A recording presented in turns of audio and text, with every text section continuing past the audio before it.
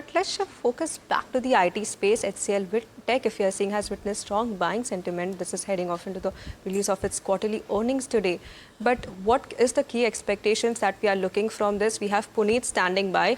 Puneet, talk to us about HCLTech. What are the key expectations now? What we have seen from the commentary of ITCS and Infosys is on the discretionary spending, on the demand environment. Talk to us what could be the main key parameters that we could see for HCLTech.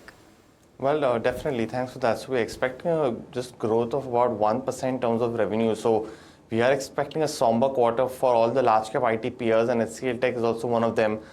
This will lead to an EBIT margin compression of roughly about 116 basis points in this particular quarter to come in roughly at about 18.3%. Now, because this is a quarter where the company has salary as well as wage hikes, that is the key reason that EBIT will be down, but the revenue growth also hasn't been strong enough to support that.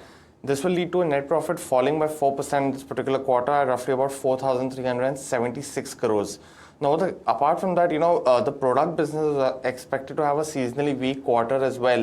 And Nomura is expecting the net new deal wins essentially to be in the range of $2 to $2.5 billion for something like an HCLTech. Now, when you look at the constant currency revenue growth, which takes out any kind of discrepancy in currency across geographies, in quarter 3, the company had a 3.8% constant currency revenue growth compared to quarter 2.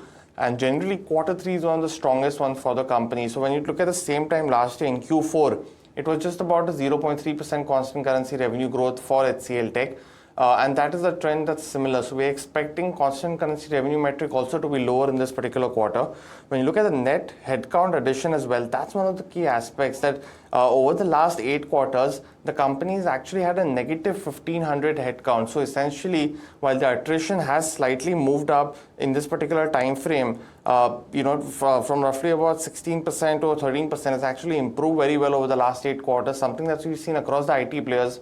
They've not actually added too many people in the last 8 quarters. And then finally, when you look at the guidance for FY26, that's going to be one of the key ones. Both Nomura as well as Nuvama is expecting a 2 to 5% year-on-year guidance for FY26 in terms of constant currency revenue growth for HCLTech.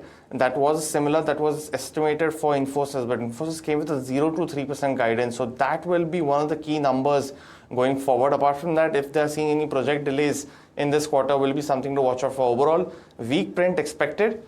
Press conference today stated at 6 p.m.